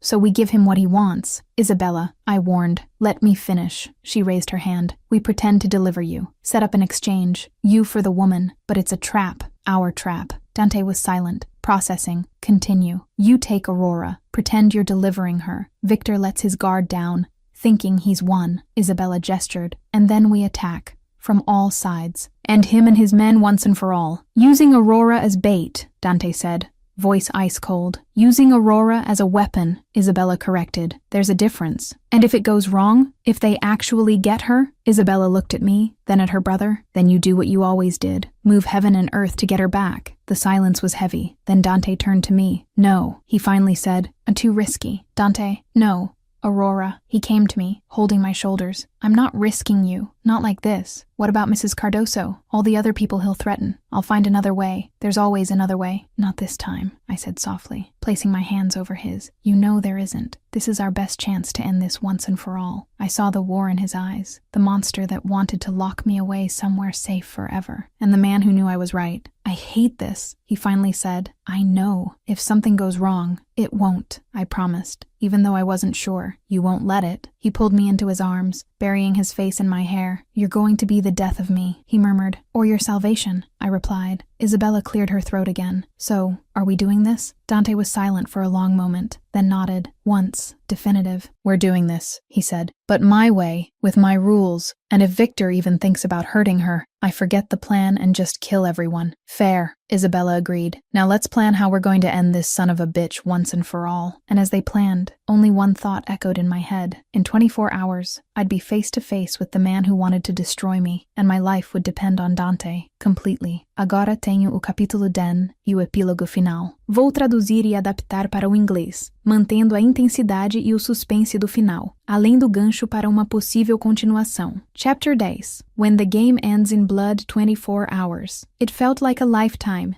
and the blink of an eye at the same time. The safe house transformed into an improvised command center, maps spread across the table, guns being checked, men coming and going with reports, and me, at the center of everything, like the most valuable and most vulnerable chess piece on the board. Dante hadn't left my side for more than 5 minutes since agreeing to the plan, as if, by losing sight of me, I might disappear, or as if he was trying to memorize every second before everything fell apart. Go over it with me again, he said for the 10th time, his eyes fixed on mine. What do you do if something goes wrong? I run, I answered patiently, more to the east exit, where Marco will be waiting. And if the east exit is blocked, north exit, Isabella. And if both are blocked, Dante. I held his face, forcing him to really look at me. Nothing's going to go wrong. You'll be there. You won't let anything happen to me. Something broke in his expression. What if I can't reach you in time? What if they take you before I kissed him, soft, slow, trying to calm the demons I saw dancing in his eyes. When we separated, I pressed my forehead to his. Trust me, I whispered. For the first time, just trust. I trust you, he replied.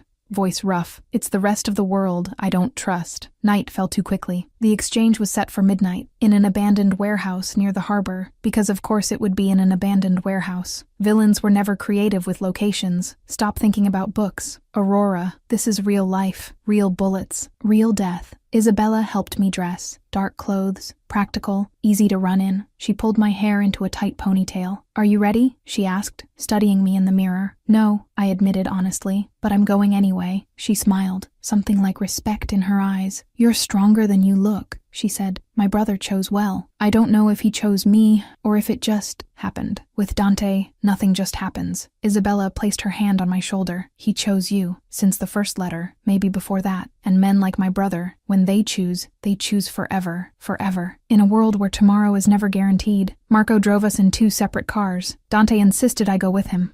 Obviously, the silence in the car was heavy. His hands gripped the steering wheel so hard his knuckles were white. "Dante," I started. "Don't." He cut me off. "Don't say anything. Because if you do, if you say something kind or comforting, I'm going to turn this car around and cancel everything." So I stayed silent, just extended my hand and placed it over his. He intertwined our fingers immediately, squeezing like it was a lifeline. And that's how we stayed, until the warehouse appeared in the distance. The place was exactly as I imagined. Huge, decaying, broken windows. The kind of place where bad things happen and bodies disappear. Positive thinking. Aurora. Other cars were already there. Dante's men positioning themselves strategically, hidden in shadows, on rooftops, behind structures, a trap within a trap. Dante stopped the car but didn't turn it off immediately, just sat there, looking at the warehouse, jaw tense. "I can still cancel this," he said quietly. "I can put you on a plane right now, send you far away, hide you where Victor will never find you, and let Mrs. Cardoso die, and all the other people he'll threaten after." Yes, he turned to look at me, and there was something wild in his eyes, without hesitation, without remorse. "Because you're worth more to me than any life in this world." My heart squeezed. I know. I held his face, and that's why I need to do this. Because you'd do anything for me, and I need to be someone who's worth all this. This insane and dangerous love. Dante made a sound that was half laugh, half sob. "Insane and dangerous love," he repeated. "Good description. I learned from the best." He pulled me into a kiss, desperate, consuming, as if it were the last. "Don't think like that. It won't be the last." When we separated, he pressed something cold into my hand. I looked down. A small gun, light, easy to hide. "Dante,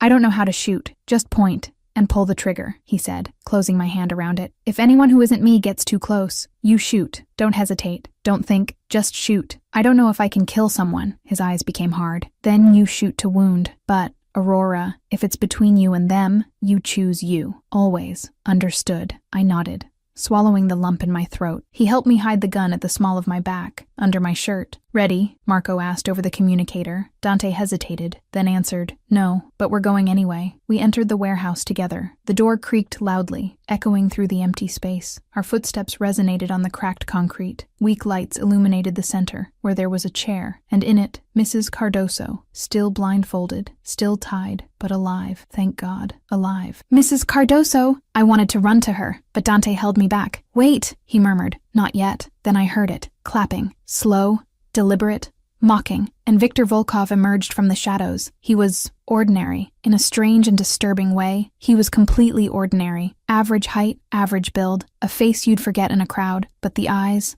my God, the eyes, cold, empty, like looking at a reptile. "Dante Moretti," Victor said with a heavy Russian accent, smiling, finally doing the smart thing. "Let the woman go," Dante said, his voice controlled. "Now." Yes. The innocent." Victor approached Mrs. Cardoso, running his hand through her hair in a gesture that made me want to vomit. She was very quiet, very obedient. Unlike your little librarian whore, I felt Dante tense beside me. "Watch your words," he warned. "Low, or what?" Victor laughed. "Course you're here, delivering her to me. You lost, Moretti. Accept it. The exchange," Dante insisted. "Aurora for the woman. That's what you wanted." "Oh, I want much more than that." Victor moved away from Mrs. Cardoso, coming toward us. "I want you on your knees. I want your territory. I want to see your empire in ashes." He stopped meters away, his eyes scanning me in a way that made my skin crawl. "But yes, I'll start with her," he smiled.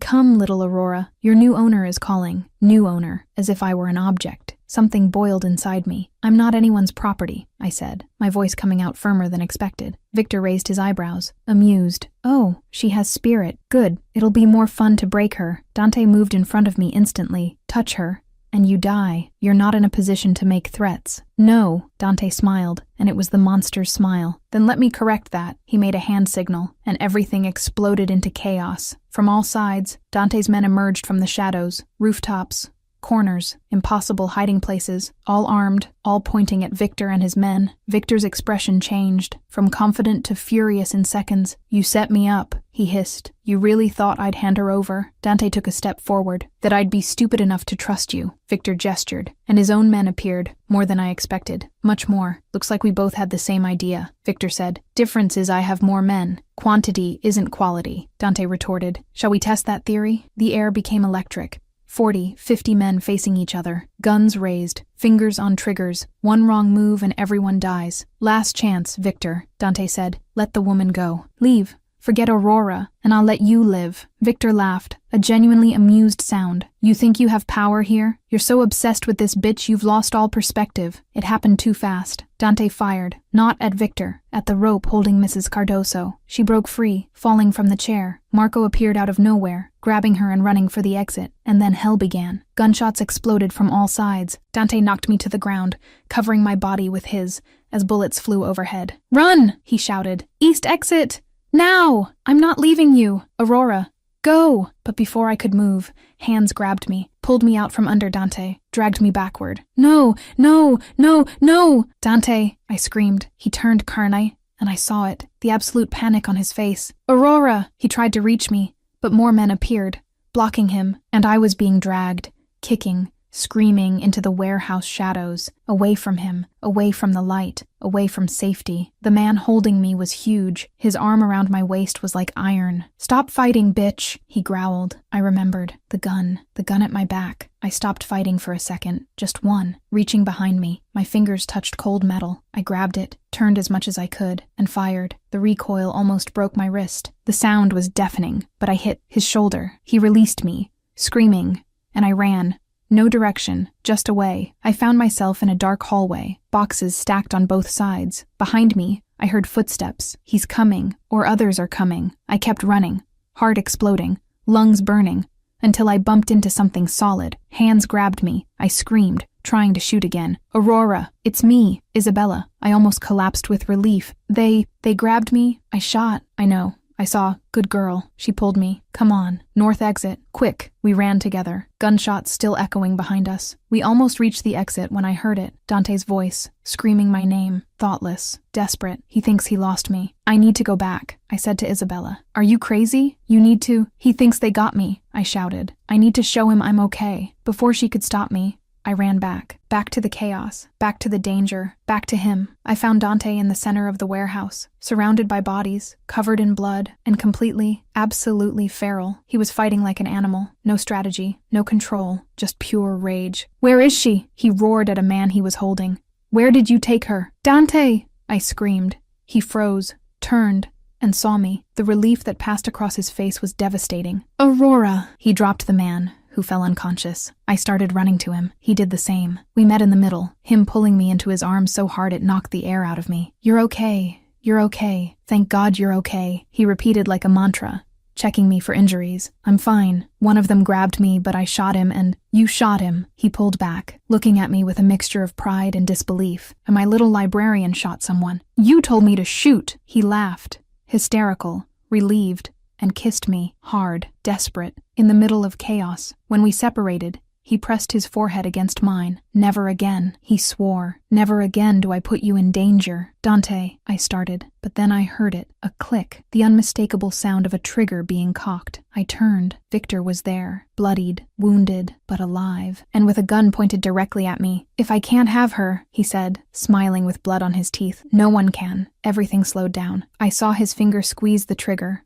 saw Dante moving, trying to cover me, and then a shot, but not from Victor. From behind him, he fell forward, a hole blown through his back, and behind him stood Isabella, gun still raised, expression cold. "Nobody shoots at my future sister-in-law," she said simply. Victor fell, lifeless, no dramatic last words, Just over. The silence that followed was surreal. Gunshots still echoed in the distance, Victor's last men being eliminated. But there, in the center, there were only 3 of us. Me, Dante, Isabella, and Victor Volkov's body. Is it over? I whispered. Really over. Dante pulled me to him again, burying his face in my neck. It's over, he confirmed. Voice choked. You're safe. Finally safe. I closed my eyes, letting reality hit me. Over. The nightmare's over, and I survived. We survived. Isabella cleared her throat. Hate to break the moment, but we need to leave. Police will be here in minutes. Dante nodded, lifting me in his arms like I weighed nothing. I can walk. I don't care. And he carried me out, away from death, away from darkness, into the light. Epilogue. When the monster chooses you forever. 3 weeks later, life returned to normal, or at least, to the new version of normal. I still lived with Dante, now not out of necessity, but by choice. The mansion had been rebuilt, more secure, more fortified, but also more welcoming, because I was there. Mrs. Cardoso had returned to the library, traumatized but alive. She hugged me for 5 solid minutes when I went to visit her, crying and saying I shouldn't have risked my life for her, but I had to, because it was the right thing to do. Victor was dead, his empire crumbled, and the Moretti name was stronger than ever, with the added bonus that everyone knew. Don't touch Aurora Salvatierra. Dante had been different after everything, lighter, in a way, as if an enormous weight had been lifted from his shoulders. He smiled more, laughed easily, spent hours with me in the private library, just reading side by side, moments of peace he'd never had. And me, I was happy, ridiculously, recklessly, completely happy, with a mobster, with a killer, with a man who had invaded my life and turned everything upside down. But he was mine, and I was his. That specific morning, I woke up alone in the huge bed. Strange, Dante always woke up after me. I put on my robe and went downstairs, finding him in the kitchen making coffee, or trying to. Did you burn it? I asked, smelling something suspicious. He turned, smiling guiltily. Maybe a little. He approached, wrapping me in his arms. Good morning, Piccola. Good morning. My culinary disaster. He laughed against my hair. I have other skills. You certainly do, I agreed, standing on tiptoe to kiss him. The kiss deepened, heated, until the coffee alarm, not burned, sounded. We separated, laughing. This is happiness. After coffee, Dante said he needed to handle some business in the office. I decided to reorganize the library. Some new books had arrived, and I was excited to catalog them. Some habits never die. I was just putting Pride and Prejudice on the shelf when I heard the doorbell. Strange. Visitors were always announced by the guards. I'll get it, I called to Dante. I opened the door. There was no one, just an envelope, white, thick, no return address, with my name written in elegant handwriting, Aurora Salvatierra. A chill ran down my spine. I picked up the envelope, closing the door quickly. Dante, I called, going back inside. Yes, he came out of the office. Someone left this at the door. His expression changed instantly, from relaxed to alert. Don't open it. Let me see first. He took the envelope, checking it, turning it. Then, apparently satisfied it wasn't explosive, opened it carefully, pulled out the contents, and froze. Dante, my stomach sank. What is it? He didn't answer. Just showed me. It was a photo of me, sleeping, in Dante's bed, in the rebuilt mansion, 3 nights ago. My blood turned to ice. How did someone... Dante turned the photo over. On the back, a message written in red ink. Aurora Salvatierra owes the blood a debt her mother swore and never paid. Now, the daughter pays. We will collect, and Moretti won't be able to save you this time. The silence was deafening. I looked at Dante, and I saw it. The fury, the fear, the determination, all of it again. My mother, I whispered. What does this mean? Dante looked at me, and there was something in his eyes I'd never seen before. Something dark, ancient, dangerous. It means, he said low, pulling me close, that our story is far from over. He held my face, his eyes drilling into mine. But I promise you one thing, Aurora. His voice was absolute, unshakable, no matter who comes, no matter what debt your mother had, no matter how many enemies appear. He kissed my forehead, soft but intense. I'll burn the entire world before I let anyone take you from me. My heart was racing, with fear, with adrenaline, with love. I know, I whispered. Now let's move on to our fun facts segment. 1. Did you know that prisoner correspondence programs actually exist? They are real rehabilitation tools used in several countries. Studies show that maintaining social connections can reduce recidivism by up to 13%. But they have strict security protocols and usually do not end with the inmate showing up at your workplace looking like a magazine model. 2. The Bratva mentioned in this story refers to the Russian Mafia, which literally translates to brotherhood. They are one of the most powerful, organized crime networks globally, with origins dating back to Soviet-era prison gangs. Obviously, do not try to fact-check this personally. Hey guys, it's Lena here. Yes, your writer, narrator, very real human emotional support running this channel. Let me tell you about writing this story. 10 chapters of pure adrenaline. Let's talk about Aurora's character arc. Shy librarian gives brave partner, gives literally shooting people. The growth. She went from hiding behind cardigans to running toward danger to save Dante. And Dante? He went from cold mafia boss to I'll burn the world for you in love. We love character development. The writing process? Writing dark romance is wild because you have to balance danger real with romance also real. Every time I translated a violent scene, I had to make sure it carried emotional weight. Every time I wrote a romantic scene, I had to make sure the danger was still present. It's a tightrope walk, and my therapist will probably have questions about why I'm so invested in fictional mafia relationships. Final thoughts. This story is not finished. That epilogue was not a conclusion. It was a sequel setup. Someone wants to collect a debt from Aurora's mother? What did her mother do? Was she in the mafia? I have questions. To everyone who read all 10 chapters, thank you for joining me on this chaotic journey. I'm Lena, a real human person, not an AI. Although, sometimes, I wish I had its speed and I loved bringing this story to you. Was it problematic? Yes. Was it thrilling? Also, yes. Do I desperately want to know what happens next? Absolutely. Next, see you.